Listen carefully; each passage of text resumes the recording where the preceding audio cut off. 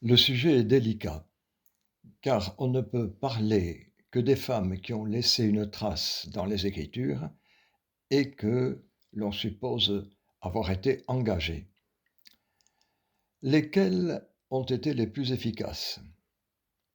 Celles qui, grâce à leurs exploits, sont entrées dans la Bible, ou celles qui, en faisant les 100 métiers d'épouse et de mère, ont maintenu la vie et l'histoire que raconte la Bible. Mon ambition se résumera donc à vous en présenter quelques-unes et à vous donner envie de faire plus ample connaissance avec elles. On ne posera pas le problème de leur historicité. Contentons-nous de savoir qu'elles ont servi de référence aux croyantes juives qui, dans leur tradition orale, se transmettaient leur aventure d'une génération à l'autre.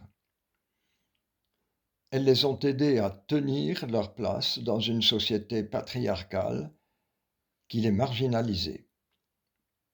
Au cours de cette présentation succincte, je poserai quelques questions pour montrer l'actualité de cette galerie de portraits. Commençons par la plus célèbre, Ève. Comme Adam, elle porte un nom générique.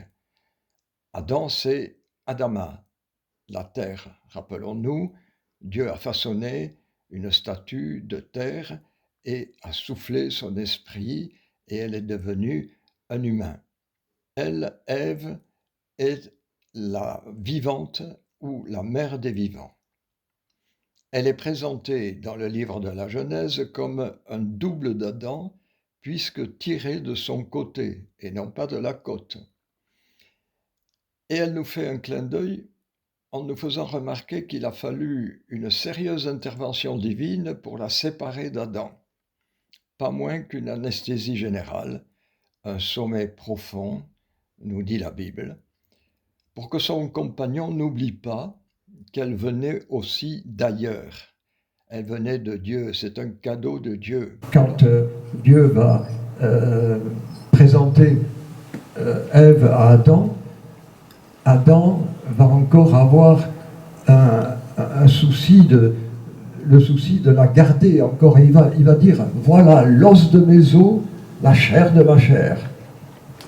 Il n'a pas encore compris que Ève n'était plus l'os de ses os et la chair de sa chair. Et puis comme déclaration d'amour, quand même, il y a peut-être un peu plus poétique que ça. Mais enfin, voilà.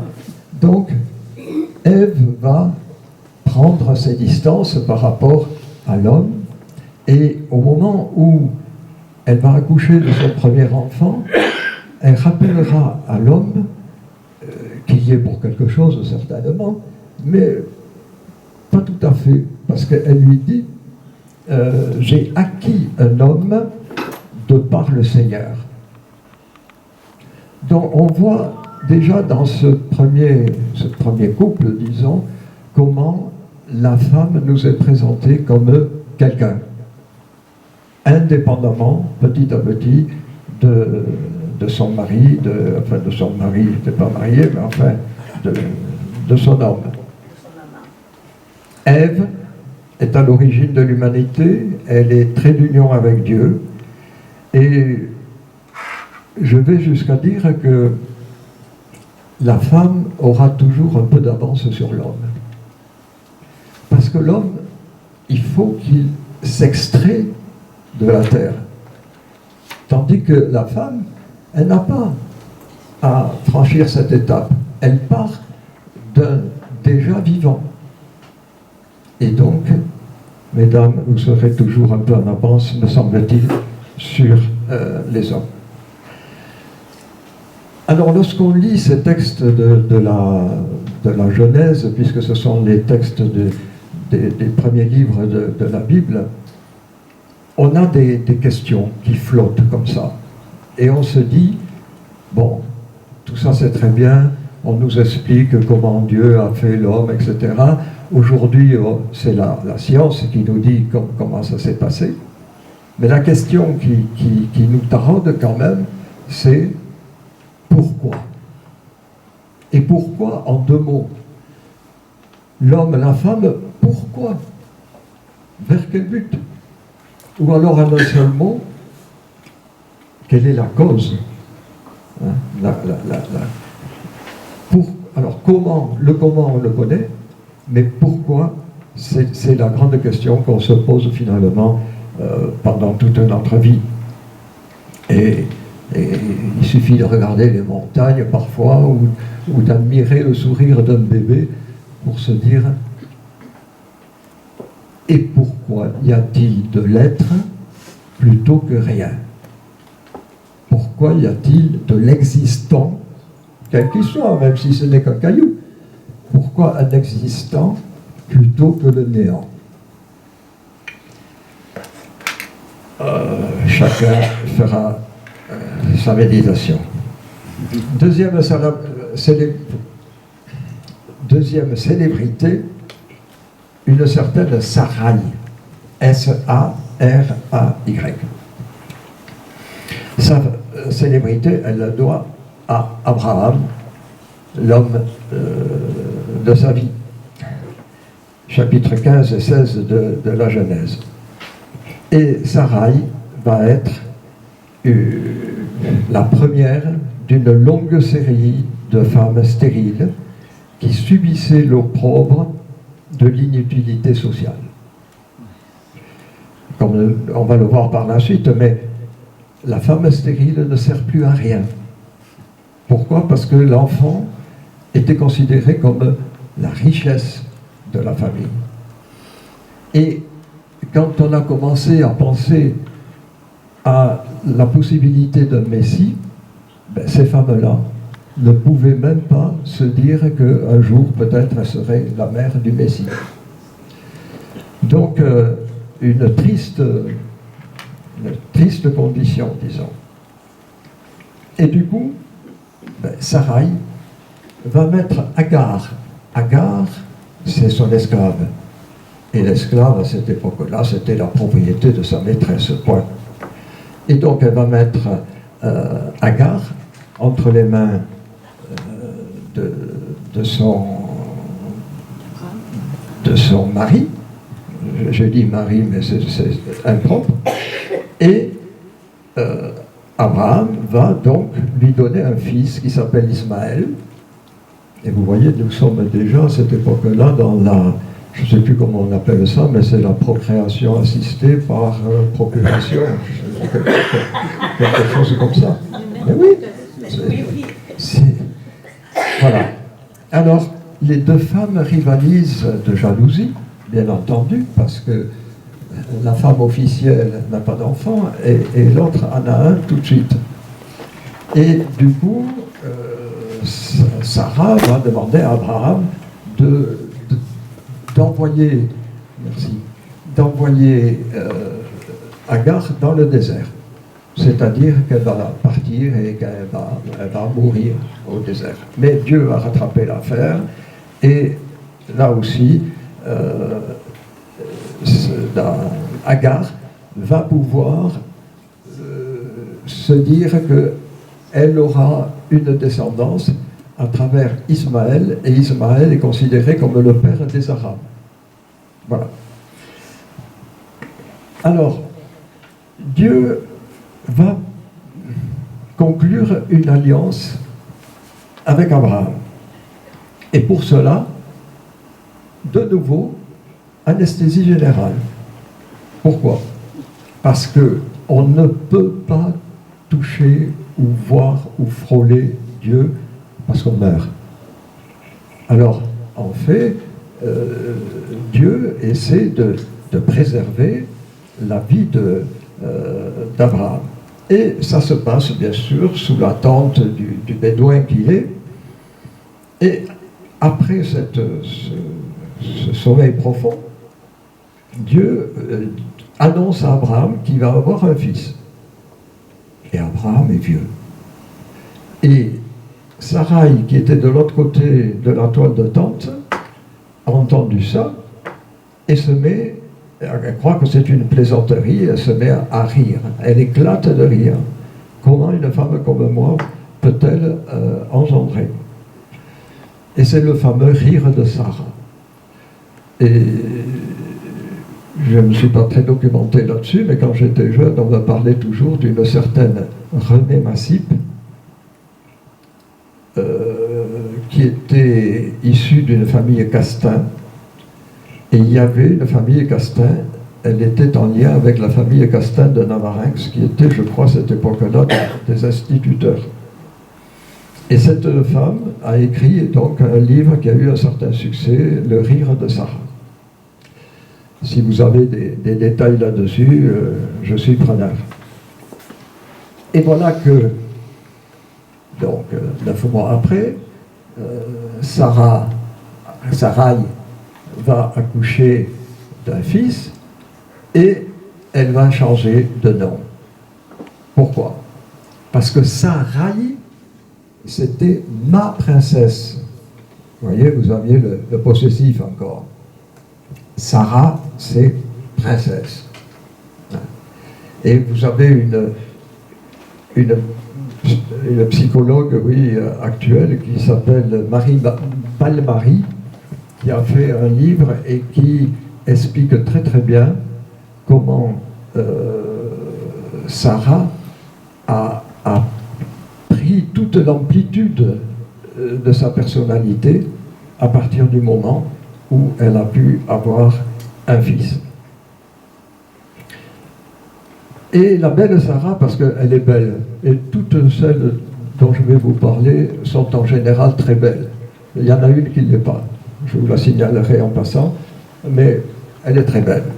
Et donc, l'ennemi juré d'Abraham, un certain Abimelech, veut enlever la Sarah, parce que lui aussi, il a une femme qui ne lui donne pas d'enfant. Mais il est averti en songe que cette femme ne lui appartient pas, parce qu'elle appartient à Abraham. Il est furieux parce que Abraham, qui n'était pas très très courageux, avait dit à sa femme, « Tu dis que tu es ma sœur ».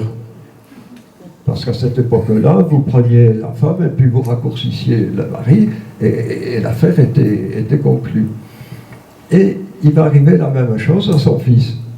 Et il va demander à sa femme de dire qu'elle est sa sœur.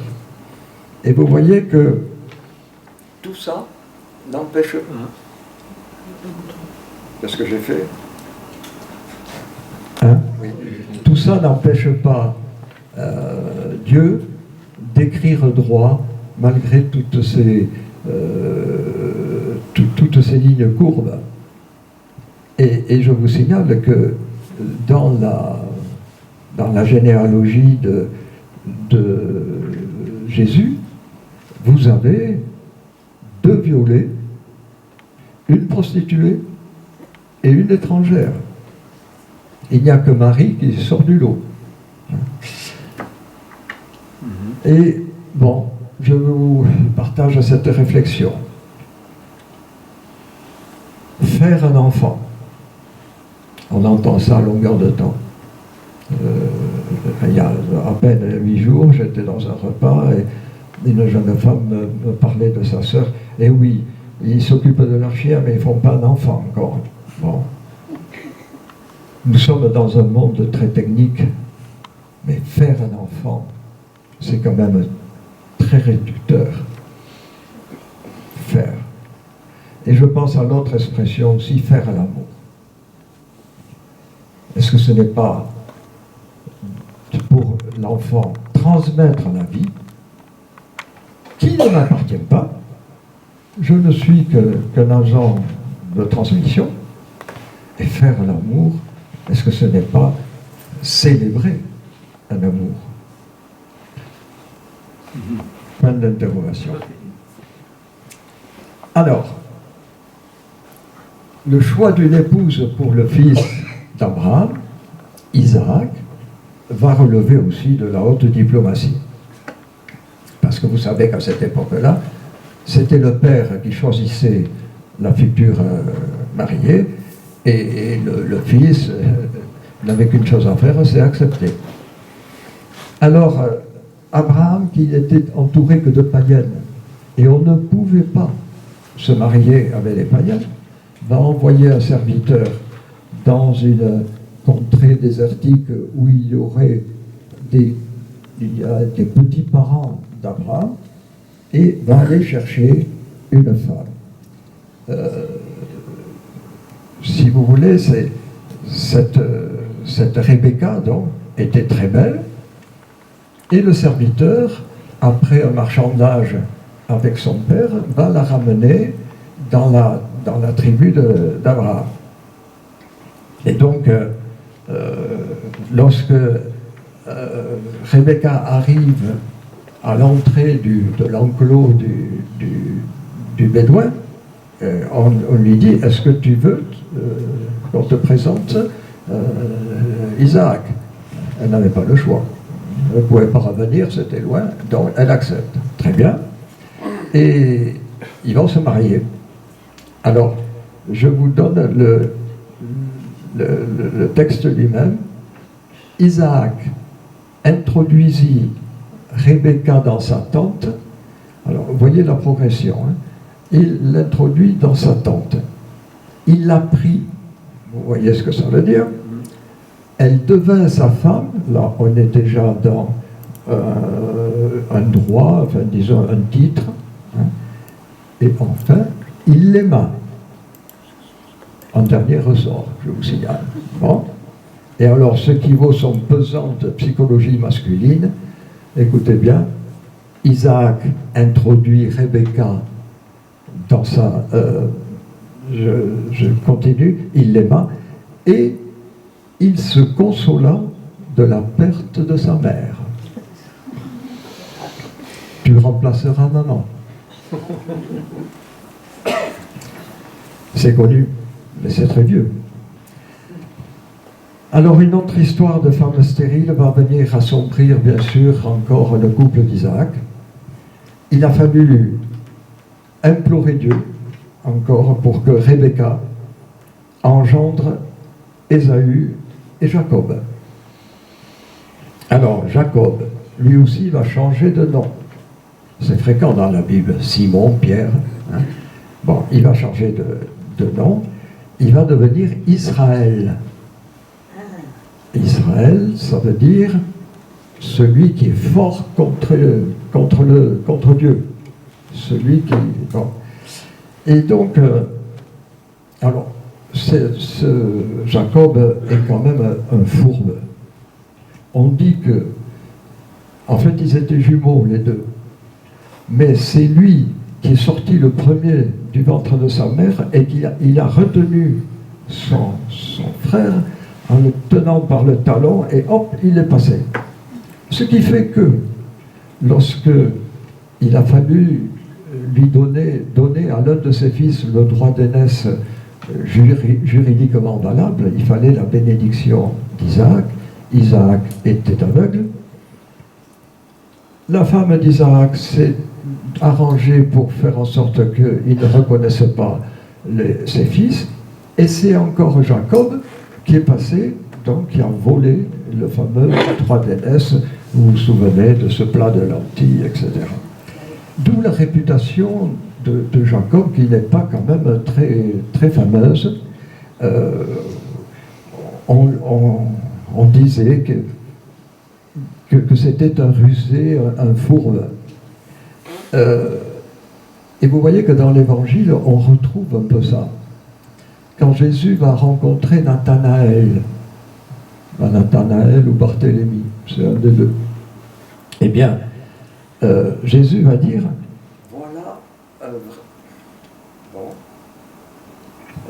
voilà un vrai fils d'Israël. Alors Israël, c'est Jacob, hein. Un vrai fils d'Israël, ça veut dire, vous voyez, il prend déjà ses distances vis-à-vis de Jacob. Et comme il va dire à Nathanaël que lui aussi verra les anges monter et descendre sur l'échelle qui le conduit au ciel, c'est-à-dire ce qu'on appelle l'échelle de Jacob, donc Jésus va faire une allusion à la fourberie là, de Jacob. Jacob en disant que voilà un vrai fils d'Israël à Nathanaël. Pour ce qui concerne la considération d'une femme à ces époques-là, je vais vous donner un barème. Jacob doit s'exiler un peu de la tribu et va aller travailler chez un certain Laban. Il va travailler 7 ans. Chiffre symbolique, hein, parce que 7, c'est aussi une semaine. Vous savez, c'est la première semaine.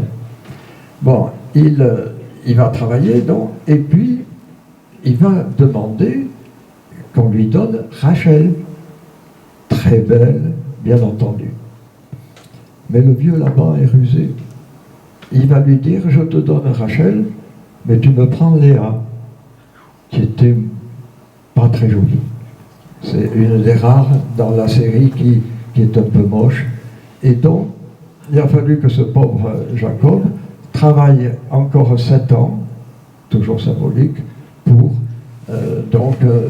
pouvoir épouser Rachel et Léa.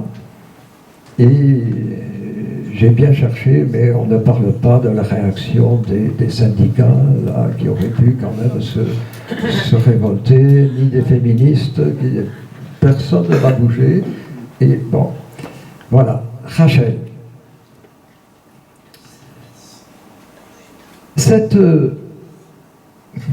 Ce mariage avec ces 2 femmes va donner lieu à une espèce de course à la nativité, à la fécondité d'abord et à l'enfantement.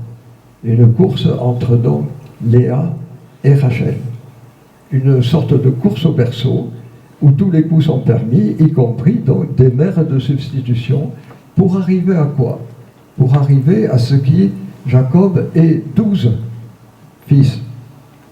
Étant donné qu'il y avait 12 tribus d'Israël, il fallait bien qu'on trouve le géniteur, et on a décidé que donc c'était Jacob qui était le père de toutes ces tribus d'Israël.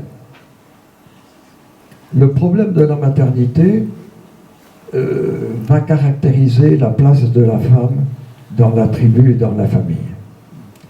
Il fera la fortune des unes et sera l'amertume des autres, car de nombreux fils, on l'a vu, assurent la prospérité de la maison, parce que ça fait des gens qui travaillent, hein, mais aussi la garantie d'une retraite, au moins alimentaire, pour les vieux parents. Donc, la femme qui ne pouvait pas avoir d'enfant, vraiment, elle était vraiment au bas de l'échelle. Et vous voyez qu'aujourd'hui, je fais aussi une parenthèse, le problème de la fécondité, on en parle de plus en plus, devient un problème très actuel. Et au vu des statistiques, il semble que la maternité ne comble pas les jeunes ménages et que l'enfant soit souvent vienne perturber, disons, le programme de vie ou le plan de carrière. Et ça m'a fait penser à des années en arrière où j'emmenais des jeunes scolaires, enfin non, des premières et terminales par là, sur les sommets de l'Esca. Et quand il y avait un avion qui passait, les jeunes étaient là en extase, et puis ils cherchaient quel était le nom de l'avion, etc. Et je leur disais toujours, voyez cet avion, à côté d'un œil, c'est rien du tout. Un œil est beaucoup plus compliqué à faire, entre guillemets à faire, qu'un avion. Bon, la jalousie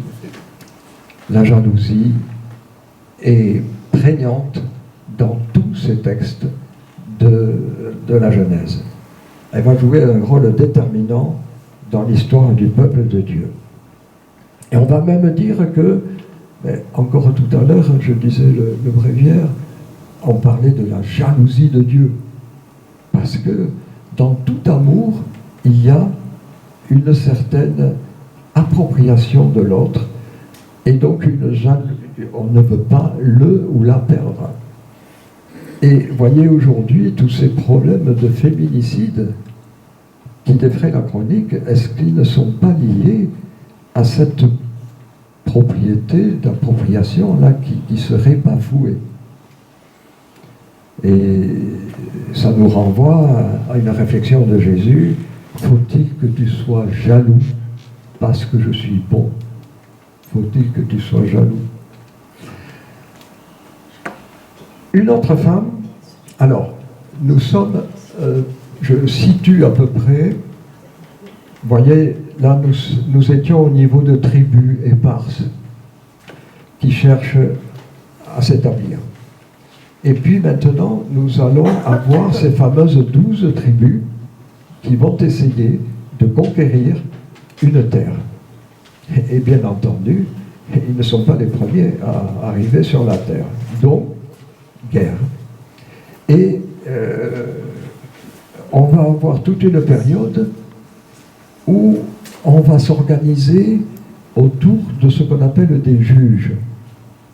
Parce que, à force de prendre des défaites vis-à-vis d'ennemis qui avaient des rois, qui avaient une armée, et eux, ils étaient des Bédouins, c'est tout. Ils se sont regroupés en se disant: il nous faut, nous aussi, des rois et une armée, etc. Et avant d'avoir des rois, ils se sont donné des juges. Les juges ont été institués du temps de Moïse, parce que Moïse n'arrivait pas à traiter tous les problèmes de sa tribu. Et alors, son beau-père, vous savez, les beaux-pères sont utiles de temps en temps, son beau-père lui a dit: donne une part de ton esprit à des gens compétents, et puis ils jugeront les cas pas très importants, et les cas très importants, on te les laissera. Voilà. Alors, on va avoir donc une série de juges. Et il y en aura une très célèbre, Déborah. Déborah. Elle sera à la fois juge, prophétesse et guerrière. Et elle est tellement exceptionnelle, cette femme, qu'on va en parler au même titre, ou enfin, on va écrire son histoire avec les termes même du grand exode, quand le peuple d'Israël a quitté l'Égypte. Et en particulier, on va retrouver des chars qui s'embourbent. Alors ici, ce n'est pas dans la mer des roseaux, c'est dans un fleuve qui s'appelle le Kishon et qui se jette sur le Jourdain. Et donc, les chars de l'adversaire, qui s'appelle Sisera, vont s'embourber, et les fils de Jacob vont triompher. Voilà. Et Déborah, c'est elle qui a pris l'initiative de combattre cet ennemi qui apparemment avait des chars, des chevaux, etc., ce que n'avaient pas les fils de Jacob. Déborah donc va renvoyer Sisera dans sa défaite. Sisera va courir dans le désert. Il va être fatigué à un moment donné et il va rentrer dans une tente, dans la tente de Yaël. Elle, c'est Dieu, toujours. Israël, Yaël, etc. Et encore une femme qui n'avait pas froid aux yeux ni la main tremblante, quand elle a vu que c'était le chef des adversaires, elle l'a trucidé avec un piquet de tente qu'elle lui a planté dans le crâne et qu'elle a figé sur la terre. Et tout va se terminer, comme du temps de l'Exode, par un cantique d'action de grâce. Voilà. Alors, deux femmes de cette trempe, on n'en trouvera pas beaucoup. Hein. On en trouvera une, on en parlera tout à l'heure. Elle s'appelle Judith. Alors, la conquête du territoire va continuer, si vous voulez, et à un moment donné, il va falloir se rendre maître de Jéricho. Et là aussi, vous voyez, tous les moyens sont bons. À Jéricho, il y avait une prostituée qui vivait sur les remparts. Et les espions des fils de Jacob vont entrer dans Jéricho, vont aller donc chez cette femme. Cette femme va sentir que ça va aller mal bientôt pour Jéricho. Alors elle fait un marché avec eux et elle leur dit: quand vous viendrez, vous verrez un fil rouge qui descendra de mon balcon. Et quand vous verrez ce fil rouge, ça voudra dire que vous ne touchez pas à la maison, la masure qui est en haut, et elle a ainsi sauvé toute sa famille. D'autant qu'elle a trouvé le moyen de faire dévier les soldats de Jéricho. Elle les a envoyés dans une direction opposée lorsqu'ils cherchaient justement à mettre la main sur les fils de Jacob. Rahab, charmeuse, menteuse, rusée à la guerre comme à la guerre. Voilà, ça c'était Rahab. Et la période des juges va être un peu chaotique.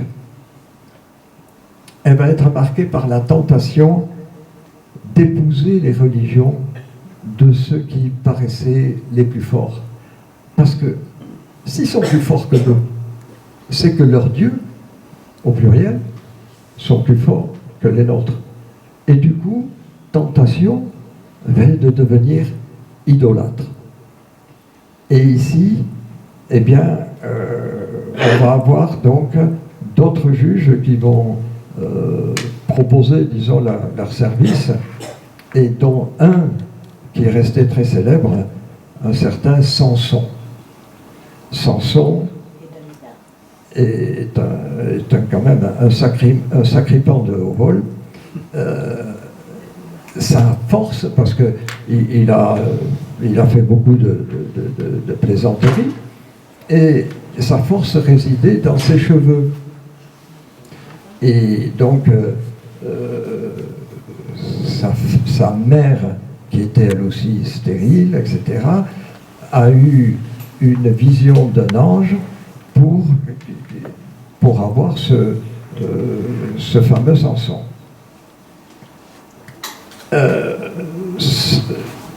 Samson va nous amener vers une certaine Dalila. Il s'amourache de Dalila et il finit par lui dire où était la cause de sa force qui était herculéenne. Et Dalila, bien sûr, un jour va lui couper les cheveux et le pauvre Samson va être complètement réduit à néant. Parce que c'était quand même quelqu'un, la Bible c'est toujours pareil, hein, on ne prête qu'aux riches. Il avait, par exemple, abattu un lion comme un simple chevreau. Avec une mâchoire d'âne, il avait tué 1000 Philistins. Bon.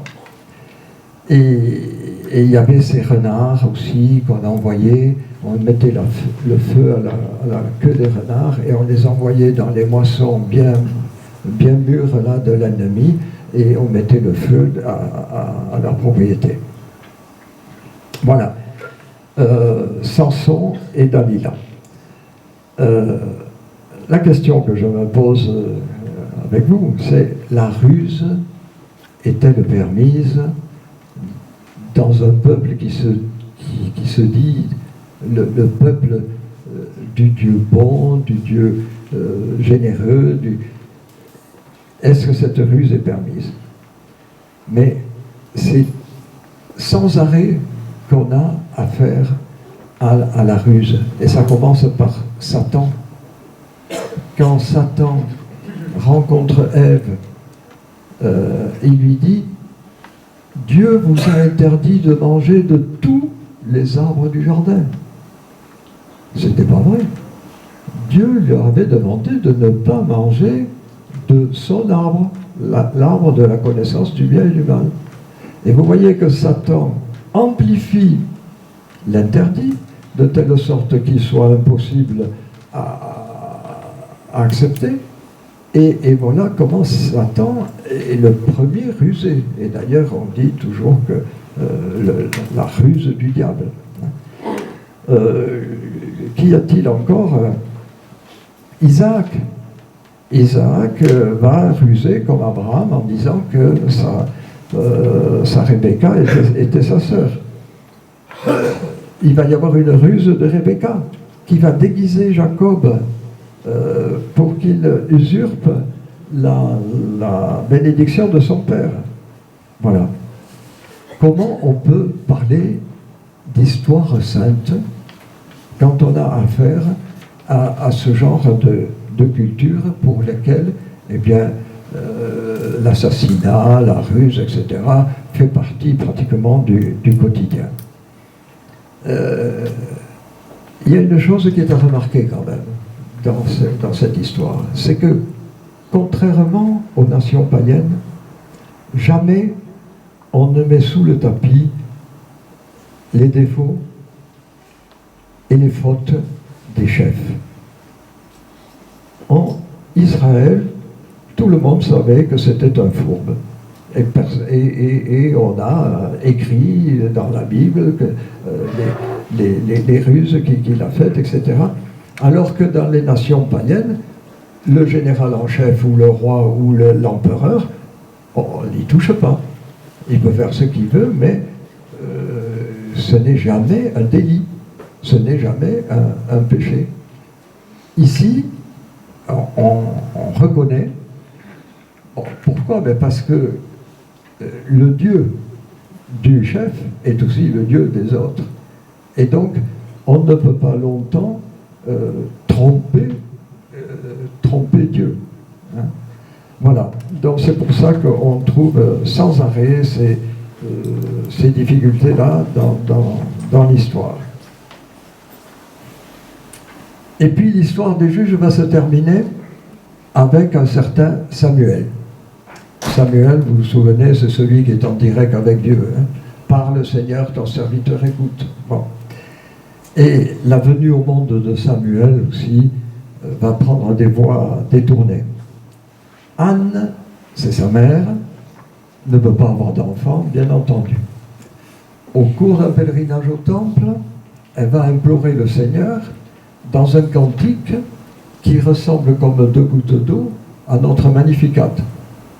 Et pourquoi? Parce que Saint Luc a piqué dans l'Écriture des phrases et des morceaux d'histoire, disons, qui va mettre sur la bouche de Marie. Alors, le comble de la confusion aussi, cette pauvre Anne pleure toutes les larmes de son corps, et le grand prêtre du temple pense qu'elle est ivre, et il la raboue. Et puis, 9 mois après, c'est toujours pareil, donc elle revient au temple avec son petit Samuel, et elle va dire au prêtre Élie, eh bien voilà, le Seigneur m'a donné cet enfant, et je le lui rends. Elle va le mettre au service du temple. Alors les juges, après les juges, les rois vont petit à petit s'installer, et au terme d'années et d'années de rivalité entre le premier roi, Saül, et David, qui est le roi, le grand roi du peuple de Dieu, et il va y avoir donc là aussi un mariage, oui, ou plutôt Saül, le premier roi, va donner sa fille à David.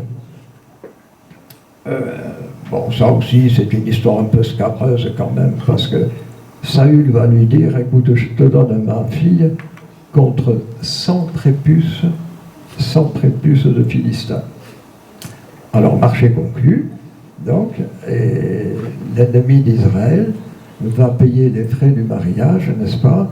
de David. Et donc, il va y avoir là aussi entre Saül et David des rancunes infinies. Et la Michal, donc celle que Saül va donner à David, Michal, femme rusée là aussi, va faire en sorte que Saül ne tue pas David. Et elle va faire un déguisement ressemblant à son mari, elle va le mettre dans le lit, disons, à côté d'elle, et elle va sauver son David. David, qui paraît être le roi par excellence, eh bien David va se permettre lui aussi d'attirer chez lui une certaine Bethsabée. Et Bethsabée était la femme d'un guerrier. La loi interdisait aux soldats d'avoir des rapports sexuels pendant le combat. David va faire venir le mari de Bethsabée, il va essayer de le saouler, il va y arriver assez facilement, et il va lui dire monte chez toi, va voir ta femme. Parce que donc Bethsabée était enceinte de David. Et le fameux Uri ne bouge pas. Il respecte la loi, et il ne monte pas. Il n'y a eu rien à faire, on a essayé tous les stratagèmes, et finalement, il s'est retrouvé en tête de l'armée, et il s'est fait tuer donc dans un combat, et Bethsabée va devenir la femme de David. Et l'histoire dira que le premier fils de Bethsabée est mort en couche pratiquement à la naissance, et le fait qu'il soit mort, on a traduit en disant que c'était la faute de David qu'on lui a fait payer. Voilà. Voilà pour Bethsabée. Donc, femme abusée, on dirait aujourd'hui violée sous emprise, et elle fut la mère du grand Salomon. David va se repentir de son péché, et ça va nous donner le psaume 50 qui est magnifique, qu'on chante souvent. Pitié pour moi, Seigneur, dans ta bonté, dans ta grande miséricorde, efface mon péché, etc. Voilà. Mais, vous savez, le viol de Bethsabée, c'était finalement presque un conte pour enfants par rapport au viol d'une certaine Tamar, qui donc a été violée par son propre frère, Amon. Et déjà du temps de Jacob, une de ses filles a été violentée par un ennemi, et ça a été un véritable carnage, parce que les frères de cette fameuse Dina, donc l'une s'appelait Tamar et l'autre Dina, donc elle a été vengée par ses frères, et ça devint une affaire d'État. Alors là aussi, comment ces histoires scabreuses, violentes, peuvent-elles répondre au titre de parole de Dieu? Et comment prier les psaumes qui nous présentent souvent un Dieu violent, coléreux? Il y a même des passages des psaumes qu'on met entre parenthèses parce qu'on nous dit, bon, sautez, hein, parce que ce n'est pas notre Dieu, ou du moins ce n'est pas le Dieu de Jésus-Christ. Hein. Alors peut-être qu'il faut admettre que le projet de Dieu s'inscrit dans la réalité de l'histoire humaine. Et donc il faut accepter peut-être le principe de finitude. On a affaire à des gens comme chacun d'entre nous qui se heurtent à leurs limites et à la condition de pécheur. Et voyez, Saint Paul plus tard dira que la loi, la Torah juive, c'est-à-dire cette loi qui a suivi tout le peuple pendant toute son histoire, eh bien, cette loi était pour lui un pédagogue. Voilà. Ça. Il y a eu donc une sorte de progressivité dans l'histoire du peuple. Alors Salomon maintenant. Salomon, donc, qui est le successeur de David, va hériter d'un peuple pratiquement formé. C'est lui qui va mettre le temple, qui va bâtir le fameux temple de Jérusalem, sauf que ce pauvre Salomon n'avait que 300 épouses, pourquoi pas, 300 épouses de rang princier, et il n'avait que 700 concubines. Mais là aussi, ces concubines et ces princesses adoraient d'autres dieux. Et donc Salomon, il a flanché. Et à un moment donné, il a permis qu'autour du temple de Jérusalem, il y eut des sanctuaires pour les idoles de ces femmes. Et voilà ce qui a fait la ruine de Salomon. Alors qu'il était au plus haut, au fait de l'humanité, eh bien, il a été complètement déshonoré par ce qu'il a fait avec ses concubines. Alors les guerres vont continuer, bien entendu, et il va y avoir là un passage, si vous voulez, jusque-là on était dans des personnages qui avaient quelque chose à voir avec l'histoire réelle de tous les jours. Maintenant, on va passer à une période où ce sont plutôt les chefs religieux qui vont prendre le dessus et qui vont nous offrir des portraits d'hommes et de femmes beaucoup moins guerriers, beaucoup moins violents, et surtout qui auront le souci de leur conduite morale. Alors, il y aura, alors là je vais aller vite parce que je ne sais plus où m'en est, oui, allez. Il y aura la femme d'Ézéchiel. Ézéchiel est un prophète, et il nous raconte, les prophètes aiment beaucoup raconter des histoires très concrètes. Et il nous dit qu'un jour, il a trouvé au bord du chemin un petit bébé plein de sang qui venait d'être accouché par sa mère, mais qu'on l'avait jeté parce que il était en trop. Et donc Ézéchiel le prend, le lave, l'éduque, l'habille, etc. Et il nous dit qu'il en a fait la femme la plus merveilleuse qu'on ait trouvée. Sauf que elle était tellement merveilleuse et tellement belle qu'elle s'est prostituée, et donc elle est allée voir des amants un peu partout. Et puis quand elle en a eu assez, elle s'est dit, bon, je vais aller retrouver mon vieil Ézéchiel par là. Et Ézéchiel ne l'a pas renvoyé. Ézéchiel lui a gardé son alliance pour toujours.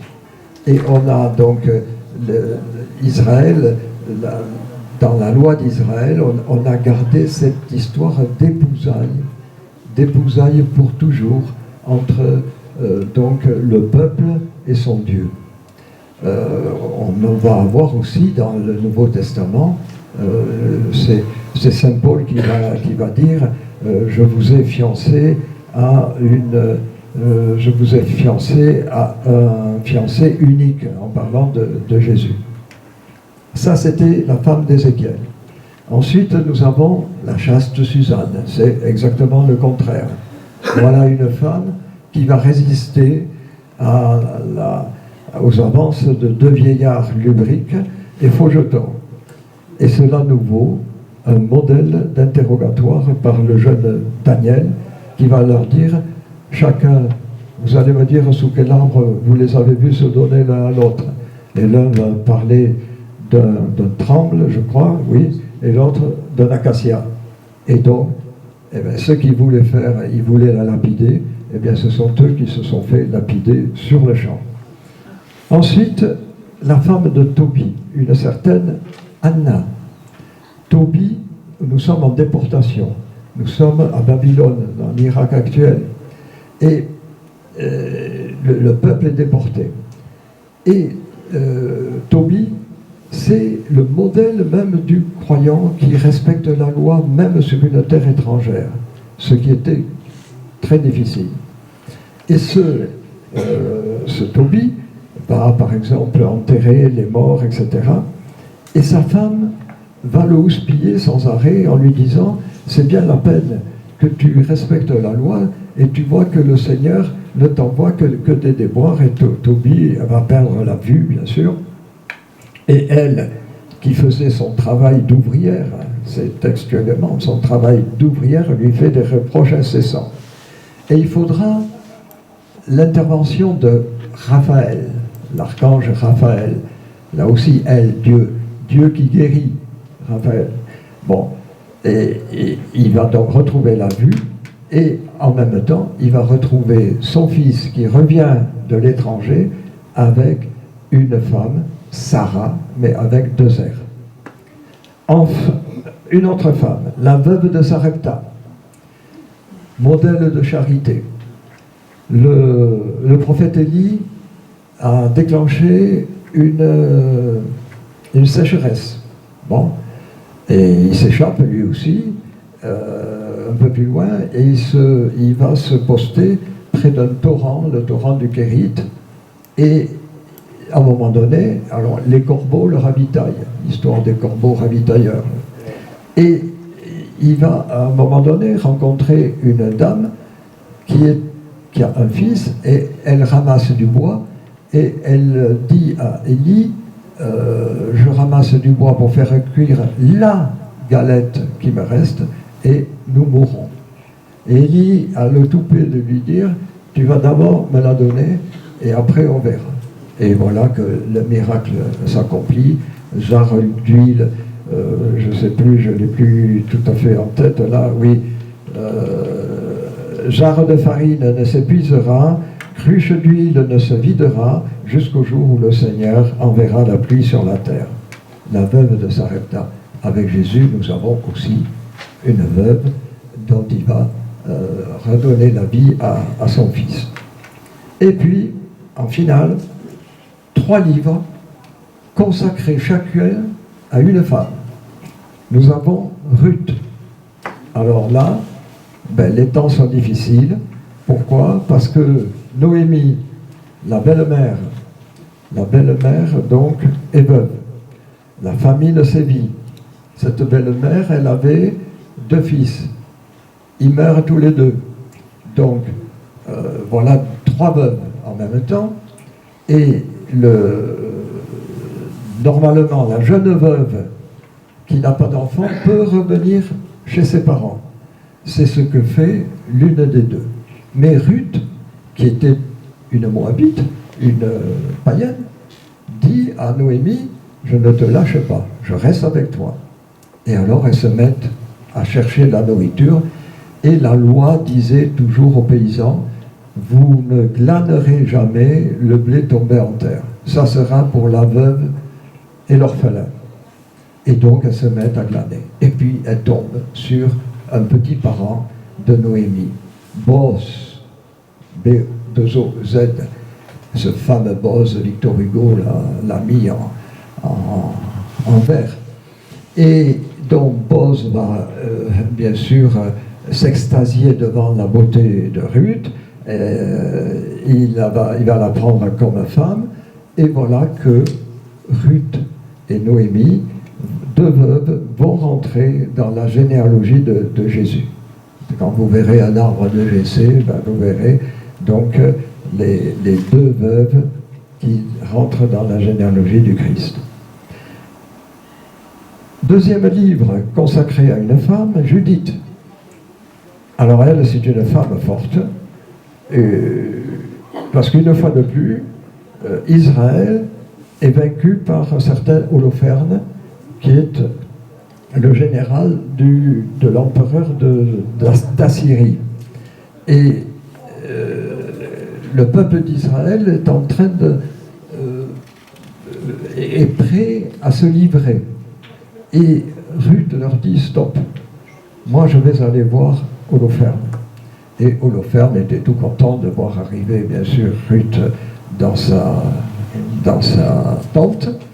Et Ruth va trancher la tête d'Holoferne, va le mettre dans le sac de sa servante, et elles vont aller voir les assiégés en leur montrant la tête du général. Pendant ce temps, tous les soldats ennemis ont pris la poudre à l'escampette, et voilà comment Judith est devenue la grande héroïne d'Israël.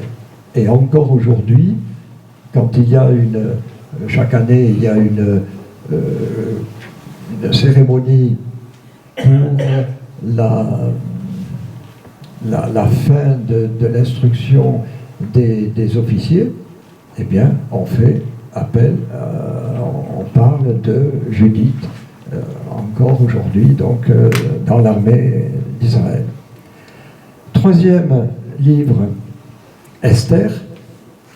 Alors Esther, c'est la femme pieuse. La femme pieuse qui a été adoptée par son oncle Mardochée. Mais il se trouve qu'ils sont en déportation. Et le roi, qui s'appelle Xérès, va renvoyer son épouse, sa reine, qui s'appelle Vasti. Et à ce moment-là, eh bien, il envoie ses gardes rafler toutes les jeunes filles qui sont dans le coin, et Esther va être raflée pour rentrer dans le harem du Xérès. Et un certain Aman va avoir, à un moment donné, va dire que Mardochée ne s'agenouille jamais quand le roi passe. Donc, le roi va se mettre en colère, bien sûr, et Aman va avoir l'autorisation, eh bien, de tuer tous les juifs. C'est donc le premier génocide juif de l'histoire. Et la pauvre Esther va être avertie par ses compatriotes. Elle va se mettre de la cendre sur la tête, elle va prendre les vêtements les plus quelconques, etc. Et Xérès va lui demander, mais qu'est-ce qui t'arrive là? Pourquoi tu étais resplendissante, on dirait un cadavre.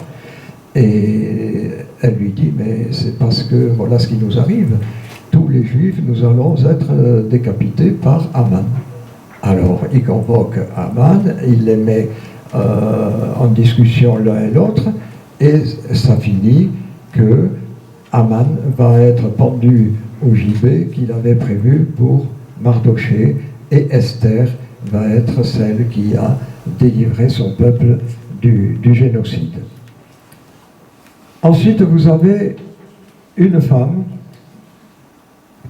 Alors, c'est un livre très court, c'est le Cantique des Cantiques.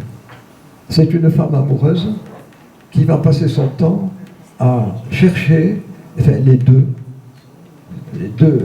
mari et femme, ou fiancés, comme vous voulez, passent le temps à se chercher l'un et l'autre. C'est un cantique d'amour, et c'est le seul livre où il n'est pas question, le mot de Dieu n'existe pas dans ce livre.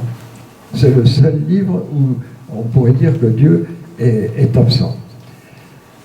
Ensuite, vous avez la femme royale. La femme royale, c'est dans le psaume 45. C'est un chant en l'honneur d'un mariage de roi. Et, bon, si vous voulez, ça aussi, ce psaume a servi dans toutes les unions juives ou chrétiennes. Je vous ai dit tout à l'heure, saint Paul qui dit « Je vous ai fiancé à un époux unique ». Voilà, psaume 45. Et enfin, la femme parfaite. Vous l'attendiez, non? Oui. Figurez-vous, il y a une femme parfaite dans le livre des Proverbes. Je ne sais pas si je vais la trouver. Voilà. Une femme parfaite, qui la trouvera? Elle a bien plus de prix que les perles. En elle se confie le cœur de son mari. Il ne manque pas d'en tirer profit. Elle fait son bonheur et non son malheur tous les jours de sa vie. Elle s'occupe de laine, de lin, et besogne d'une main allègre, et elle est telle qu'un vaisseau marchand qui de loin amène ses livres. Elle se lève quand il fait encore nuit, distribuant à sa maisonnée la pitance et les ordres à ses servantes. Elle rêve d'un champ et l'acquiert, du produit de ses mains, elle plante une vigne, etc., etc. La femme parfaite. Et que fait le mari pendant ce temps? Il dort. Non, non, non, non, non. Non, non. Aux portes de la ville, sur la place publique, son mari est considéré. Il siège parmi les anciennes du pays. Bref, il se pavane pendant que la femme parfaite fait à peu près tout le reste. Est-ce que vous me donnez le temps de finir 3 minutes? Oui. Bon, parce que ça fait beaucoup, là. Allez, qu'est-ce qu'on peut retenir de tout ceci?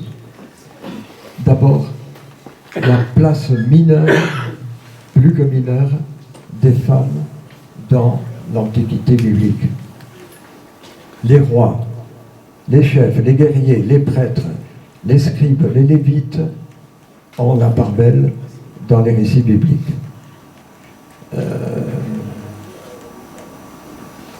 Pour vous donner un chiffre, on compte 3252 occurrences du mot homme. Le mot homme arrive 3252. Mais il faudrait ajouter des synonymes là. Le mot femme, 1182. Donc vous voyez le rapport. Deuxième point, la complexité de l'action et de la présence de Dieu dans et par les limites humaines. Nous ne sommes ni des anges, ni des archanges, mais en pleine pâte humaine, avec ses riches, ses pauvres, ses esclaves, ses jalousies, ses viols, ses crimes, ses guerres, ses déportations, ses naissances, ses sécheresses, ses disettes, ses lépreux, ses infirmes, ses ânes qui tournent la meule, ces femmes qui vont au puits pour la corvée d'eau, son temple, ses prêtres, ses sacrifices. Voilà cette espèce de fouillis humain. Comment en faire une histoire sainte?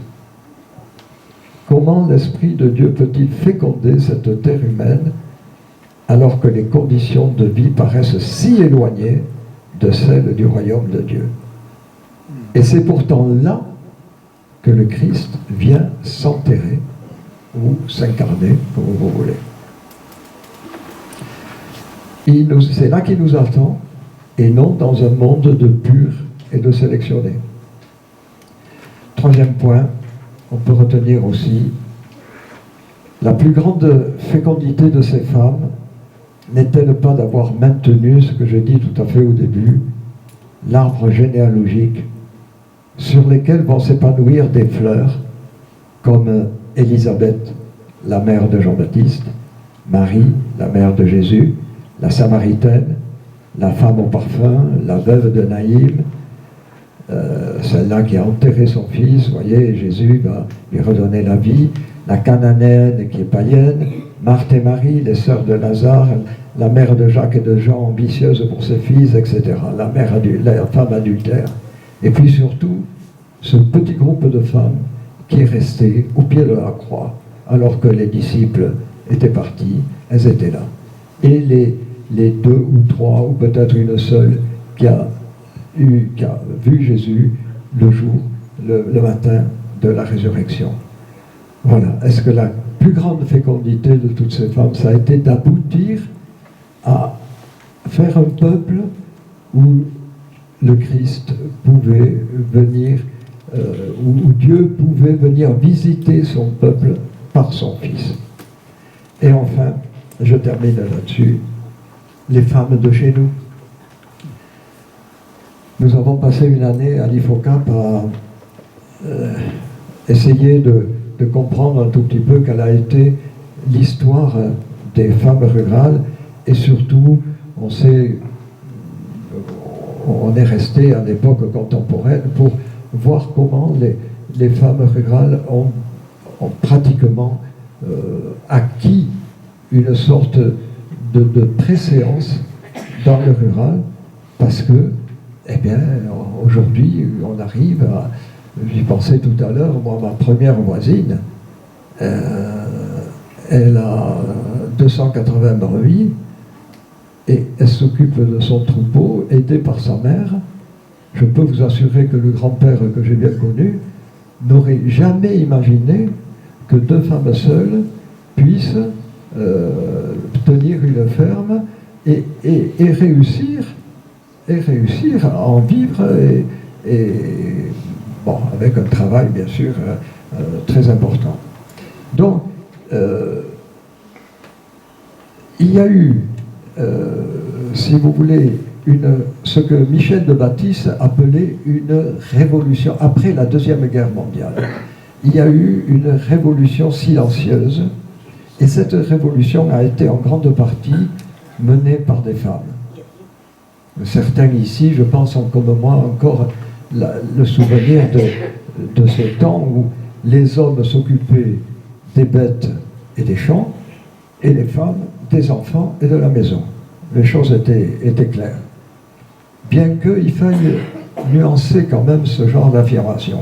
Parce que pendant les deux guerres, les femmes ont quand même tenu les fermes et ont remplacé leur mari. Et si vous allez dans certains cimetières basques, vous verrez des croix où il y a Gachoucha ou Marichou, Etcheko Anderea, ce qui est la maîtresse de maison, sur la croix du cimetière. Et encore, il n'y a pas longtemps, un de mes vieux copains qui me dit « Oh, ça, tu demanderas à la patronne, hein », avec un air un peu goguenard, l'air de me dire « Elle n'est que la patronne », mais je crois qu'il n'était pas loin de la vérité quand même. Hein. Bon, voilà. À l'époque des femmes de la Bible, la culture ambiante ne leur laissait aucun choix. C'était subir ou partir. Et partir, c'était mourir, comme Agar.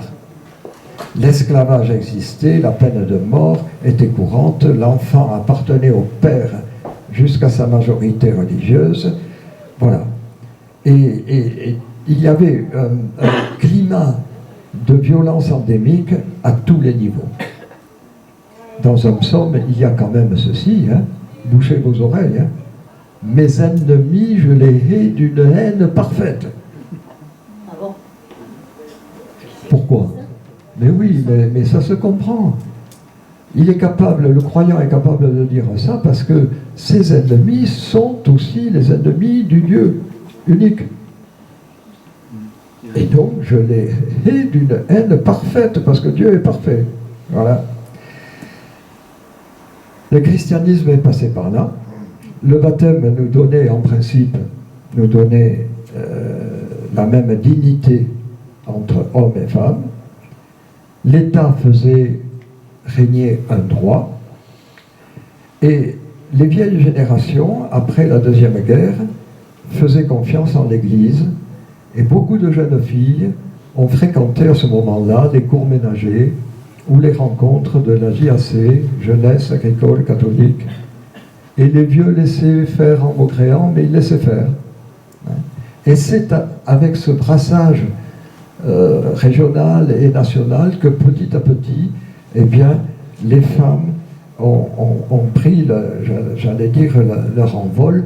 Et là, vous avez les ouvrages de Marie-Thérèse Lacombe qui sont très intéressants parce qu'elle a vécu cette fameuse révolution silencieuse.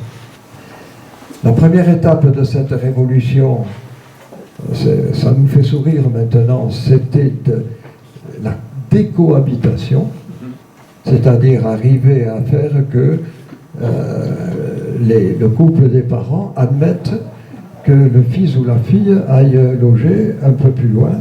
J'ai encore dans les oreilles la réflexion d'un vieux papy à qui c'était arrivé. Le fils voulait aller dans une vieille maison à côté. On ne va pas quand même faire 2 soupes. Il était un peu près de ses sous aussi. Mais voilà, Donc la décohabitation a été, si vous voulez, la première étape. Et puis, on connaît le reste. Elles sont devenues les piliers de la vie familiale, de la vie municipale, dans nos villages, de la vie sociale et souvent économique. Patience et consolation. Quand nous lisons cette préhistoire des croyants, nous éprouvons une sorte de consolation. Parce qu'on peut se dire comment ces femmes, oubliées, usées, écrasées par les tâches serviles, jalouses, rusées, violentes, amoureuses et pieuses tout à la fois, comment ont-elles pu, malgré tous ces handicaps, les handicaps de la nature humaine, les méandres de l'histoire, les déterminismes de leur héritage génétique, comment elles ont pu répondre d'une façon ou d'une autre au projet de Dieu qui consistait à maintenir un peuple capable d'accueillir son Fils. Eh bien, peut-être à notre tour, nous pouvons répondre à notre vocation divine, parce que nous sommes appelés à être image et ressemblance de Dieu, hein, toujours. Comment nous pouvons aussi, par des voies détournées, parfois scabreuses, répondre à cette image que le baptême nous impose pratiquement. Peut-être que nous avons à rester aussi sensibles au murmure de Dieu qui se mêle à la patte humaine et que nous pouvons entendre quand nous essayons de